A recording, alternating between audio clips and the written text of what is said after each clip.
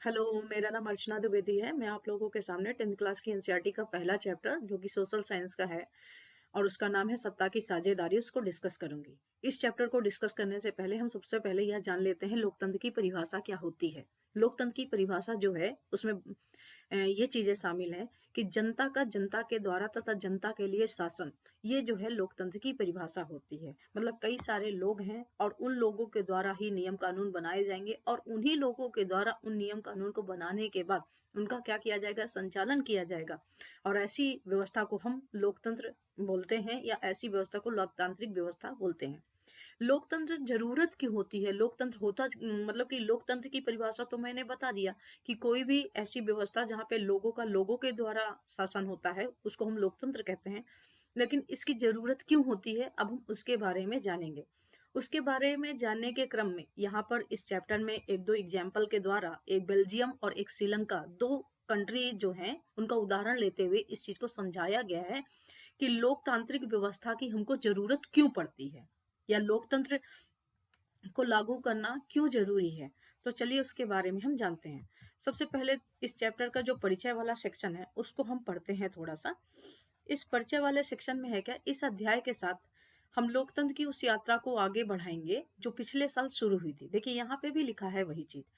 पिछले साल हमने क्या देखा था, लोकतांत्रिक व्यवस्था में सारी ताकत किसी एक अंग तक सीमित नहीं होती है। लोकतांत्रिक व्यवस्था में लोगों का तो शासन होता ही होता है, लेकिन लोगों के बीच में उस शासन को हम कैसे बांटते हैं या शासन का तात्पर्य यहाँ पे ताकत से आती है, ठीक है ना। तो उसके बारे में हम बात करेंगे। तो ये सीमित नहीं होती, विधायिका, कार्यपालिका और न्यायपालिका के बीच पूरी समझ के साथ सत्ता को विकेंद्रित कर देना लोकतंत्र के कामकाज के लिए बहुत जरूरी होता है। यहाँ पर आप लोग इस चीज को समझ लीजिएगा, जैसे यहाँ से लेकर के यहाँ तक का जो पॉइंट है आप लोगों के लिए बड़ा बड़ा इम्पोर्टेंट है कि जो लोकतांत्रिक व्यवस्था होती है उसमें जो शासन, शासन का मतलब जो ताकत होती है या शक्ति होती है किसी शासन को चलाने के लिए, वो किसी एक पर निर्भर नहीं करती है, बल्कि इसको तीन लोगों के बीच में बांटा जाता है। एक विधायिका, दूसरी कार्यपालिका और न्यायपालिका। और ऐसा कर देना क्यों आवश्यक होता है, क्योंकि अगर ये तीनों ताकतें एक ही इंसान पे आ जाएं तो उस पर कंट्रोल करने वाला कोई आदमी नहीं रहेगा और वो अपनी मनमानी चलाएगा। ऐसी स्थिति में लोकतांत्रिक जहाँ पे शासन व्यवस्था होती है वहां पर हम लोग क्या करते हैं, जो ताकत है या जो शक्ति है, जो पावर है जिसको हम बोलते हैं, तो वो जो होती है वो तीन जगहों में या तीन लोगों के बीच में डिवाइड रहती है। एक होती है विधायिका और दूसरी आपकी होती है कार्यपालिका और दूसरी तीसरी कौन हो जाती है, न्यायपालिका। तो विधायिका क्या करती है, विधि बनाती है और कार्यपालिका उसका संचालन करती है और न्यायपालिका ये देखती है कि जो विधि बनाई गई है वो सही बनाई गई है कि नहीं, और जो विधि बनाई गई है उनका संचालन या इम्प्लीमेंटेशन ढंग से हो पा रहा है कि नहीं हो पा रहा है। तो इसी वजह से हम इन चीजों को कर देते हैं कि अगर एक ही आदमी, मान लीजिए कोई आदमी है, मैं ही हूं और मैंने ही कोई नियम बनाया, मुझे उसको संचालित करना है, मुझे देखना है वो सही है कि गलत है, तो मैं सारा का सारा काम अपने अकॉर्डिंग करूंगी, जो कि सही नहीं होगा, क्योंकि लोग जो है अलग अलग होंगे। जाहिर सी बात है, लोगों की क्षमता और लोगों के पास पर्याप्त आय के साधन अलग अलग हैं। तो ऐसी स्थिति में जो नियम कानून बनाए जाएंगे वो हमको लोगों के अकॉर्डिंग बनाने चाहिए, ना कि अपने अकॉर्डिंग बनाने चाहिए, ठीक है ना। पहले तीन अध्यायों में हम देखिए यहाँ पे भी वही बात बोला गया है कि अगर ये प्रारूप किसी देश में नहीं होता, जो पावर है उनको अगर तीन पार्ट में डिवाइड नहीं किया जाता विधायिका, कार्यपालिका और न्यायपालिका के बीच, तो उससे क्या प्रॉब्लम्स हो सकती है। और उससे जो प्रॉब्लम्स हो सकती है उनको हम बेल्जियम और श्रीलंका, नीचे ही आ रहा है, उन दो कंट्री का एग्जाम्पल लेते हुए पढ़ेंगे। और इसका मतलब जो लोकतांत्रिक व्यवस्था है और लोकतांत्रिक व्यवस्था के अंतर्गत विधायिका, कार्यपालिका और न्यायपालिका के बीच सत्ता का जो विकेंद्रीकरण वाला कार्य है, ये जरूरी क्यों है, इसका जरूरत क्यों पड़ती है, उसको हम आगे चैप्टर में पढ़ेंगे। तो सबसे पहले हम ये जान लेते हैं कि जहां पर ये वाली व्यवस्था नहीं है, विधायिका, कार्यपालिका, न्यायपालिका, वहां समस्याएं क्या आ रही हैं। तो पहला एग्जाम्पल लेते हैं बेल्जियम का। अगर मैं बेल्जियम की बात करूं तो आप जाएंगे, अगर यूरोपियन कंट्री में जाएंगे, यूरोपियन कंट्री इधर साइड में है, ठीक है ना। तो अगर यूरोपियन कंट्री हम जाते हैं तो वहां पर बेल्जियम एक छोटा सा देश है और बेल्जियम की राजधानी ब्रुसेल्स है। क्या है, ब्रुसेल्स है। अब यहाँ पर इसकी जो सीमाएं हैं, ये इस कंट्री की जो, जैसे भारत देश की सीमाएं पाकिस्तान के साथ लगती है, चाइना के साथ लगती है, श्रीलंका के साथ लगती है, नेपाल के साथ लगती है, भूटान के साथ लगती है, उसी प्रकार से इस देश की जो सीमाएं हैं वो किन किन देशों के साथ लगती है, तो फ्रांस के साथ लगती है, नीदरलैंड के साथ लगती है, जर्मनी और लग्जमबर्ग से लगती है। और इसकी ये, अगर हम इसकी क्षेत्रफल की बात कर रहे हैं इस देश की, तो ये हरियाणा जो देश है, राज्य है हमारे उत्तर यहाँ इंडिया का, उसका जो है उसके ही लगभग बराबर है। और यहाँ की जो जनसंख्या है हरियाणा की आबादी की करीब आधी है, मतलब यहाँ जो हरियाणा की जितनी जनसंख्या है उसकी आधी जनसंख्या रहती है, और जो क्षेत्रफल है वो हरियाणा के बराबर है। अब ऐसी स्थिति में यहाँ दिक्कतें क्या क्या आई, अब हम उनके बारे में बात करेंगे।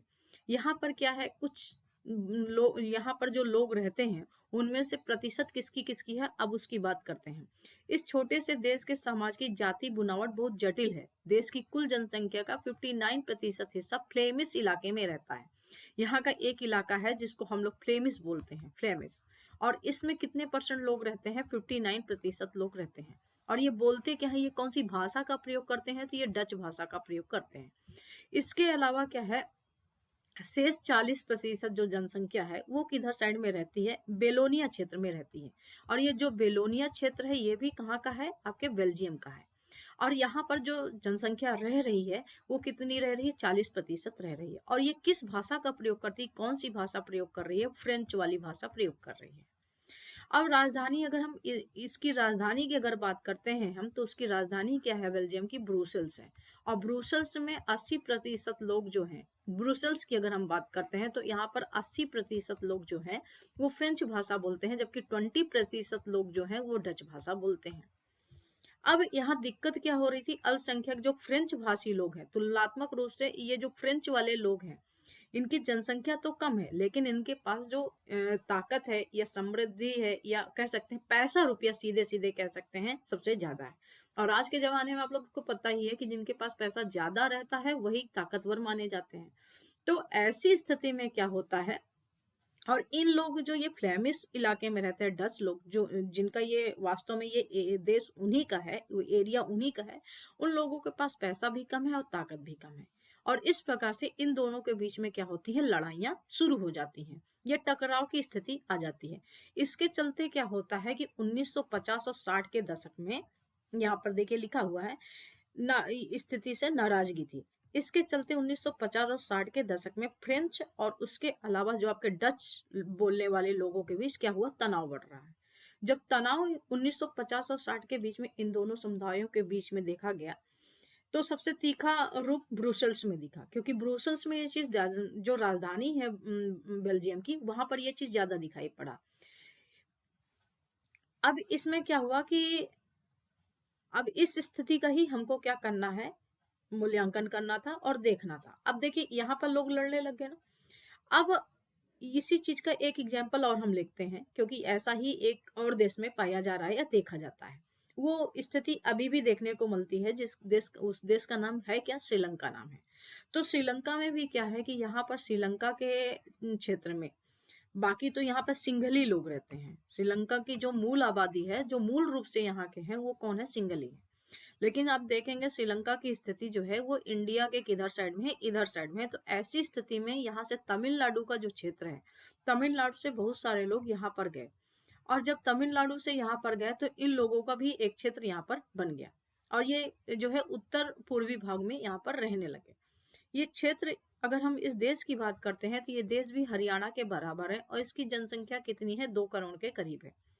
अब इस प्रकार से क्या होता है कि जब यहाँ पर जाति विविधता जैसे ही देखी गई, तो अब हम इसके बारे में और स्टडी करते हैं आगे कि इसमें क्या समस्याएं निकल करके आई।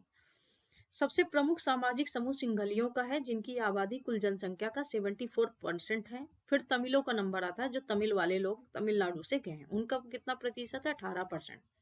तमिलनाडु में 2 समूह हैं, एक श्रीलंकाई मूल के और दूसरा है तमिल और हिंदुस्तानी तमिल, जो अपने वैश्विक शासन काल में बागानों में क्या करते थे, काम करते थे, और बाद में वहीं पर वो लोग रह गए। अब क्या हुआ कि बाद में जैसे ही ये देश आजाद होता है, सारी चीजें यहाँ पे सुधरती हैं, तो वैसे ही यहाँ पर फिर से क्या होती है, टकराव की स्थिति देखने को मिलती है। उसका रीजन होता है कि जो श्रीलंका में सरकार बनती है। अब यहाँ पर ये चीज़ें और भी दी हुई हैं, इसको आप लोग अपने आप भी पढ़ सकते हैं। अब हम यहाँ श्रीलंका में बहुसंख्यकवाद का ये जो मुद्दा क्या होता है उसकी बात हम लोग करेंगे। सन 1948 में क्या होता है, श्रीलंका स्वतंत्र राष्ट्र बन जाता है। जैसे ही श्रीलंका स्वतंत्र हुआ तो उसके बाद सिंघली समुदाय के जो नेता ने अपने, चूंकि सिंघली समुदाय के लोग ज्यादा थे तो बहुसंख्यक थे वो लोग, तो उन्होंने अपने बल पर जो है शासन का प्रभुत्व जमाना शुरू कर दिया। इस वजह से लोकतांत्रिक रूप से निर्वाचित सरकार ने सिंघली समुदाय की प्रभुता कायम करने के लिए बहुसंख्यक परिस्थिति के तहत कई कदम उठाए। 1956 में उन्होंने एक कानून बनाया जिसके तहत उन्होंने तमिल क्षेत्रों में जो तमिल लोग रह रहे थे उनके दरकिनार करते हुए उन्होंने सिंगली को राजभाषा जो है बना दिया। इवन दैट जो सरकारी नौकरी है, विश्वविद्यालय है, इन सारे क्षेत्रों में भी इस तरह से प्रावधान उन्होंने बनाए कि केवल उन लोग सिंघलियों को ही प्रमोट कर रहे थे। अब नए संविधान में यह भी प्रावधान किया गया कि सरकार बौद्ध मत को संरक्षण देगी और बढ़ावा देगी। एक एक करके आए ये जो फैसले यहाँ पर सरकार ले रही थी, श्रीलंका की सरकार, उससे क्या हुआ, तमिलनाडु के जो लोग वहां पे जाकर रह रहे थे उन लोगों को बड़ा बुरा सा लगता था उनके साथ, मतलब कि बहुत बेगानापन वाला बिहेव किया जाता था। और इस प्रकार से क्या हुआ कि वहां पे भी टकराव की स्थिति देखने को मिली। बाद में आपने देखा होगा जो राजीव गांधी की हत्या हुई, लिट्टे का जो गठन हुआ, ये सारा उसी का एक रीजन था। अब इस प्रकार से क्या हुआ कि इन लोगों ने भी संस्कृति और भाषा को लेकर संवेदनशील वो लोग बने, और इन लोगों ने भी क्या किया, राजनीतिक पार्टियां बनाई और ज्यादा बढ़ चढ़ कर हिस्सा लेने लगे। उन्हें लगा कि संविधान और सरकार की नीतियां उन्हें समान राजनीतिक अधिकारों से क्या कर रही है, वंचित कर रही है। नौकरियों और फायदे के अन्य कामों के सामने उनके साथ भेदभाव हो रहा है और उनके हितों की अनदेखी की जा रही है। परिणाम स्वरूप यह हुआ कि तमिल और सिंगली समुदायों के बीच में जो संबंध हुआ वो क्या हो गया, बिगड़ गया। और इनके इन्हीं संबंध बिगड़ने के कारण ही 1980 नहीं 1989 या 90 के टाइम पे राजीव गांधी की क्या हो जाती, हत्या हो जाती है। ठीक, चलते हैं आगे। श्रीलंकाई तमिलों ने अपने राजनीतिक पार्टियां बनाई और तमिल भाषा को राजभाषा बनाने और क्षेत्रीय स्वायत्ता हासिल करने तथा शिक्षा और रोजगार में समान अवसरों की मांग को लेकर के संघर्ष किया।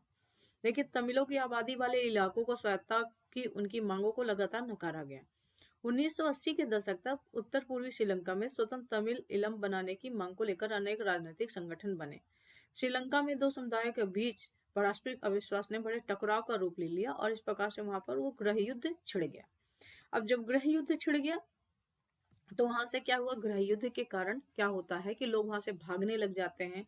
वहां का पैसा गृह युद्ध में खत्म होता है और जो लोगों का शिक्षा है, चाहे स्वास्थ्य है, चाहे विकास है, ये सारी चीजें क्या होती है, रुकने लग जाती हैं। तो ऐसी स्थिति में मैंने ये दो एग्जाम्पल आप लोगों को दिए कि अगर इस प्रकार से कहीं पर होता है या किसी देश की शासन व्यवस्था में ये इस प्रकार का प्रारूप दिखाई पड़ता है तो उससे क्या क्या समस्याएं आती हैं।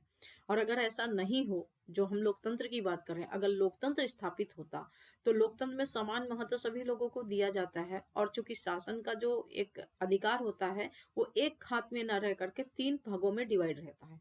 तो ऐसी स्थिति में सभी लोगों को उनका जो विकास होगा उसको भी बढ़ावा मिलेगा और लोग शांति से रह सकेंगे, ये सारी चीजें होंगी।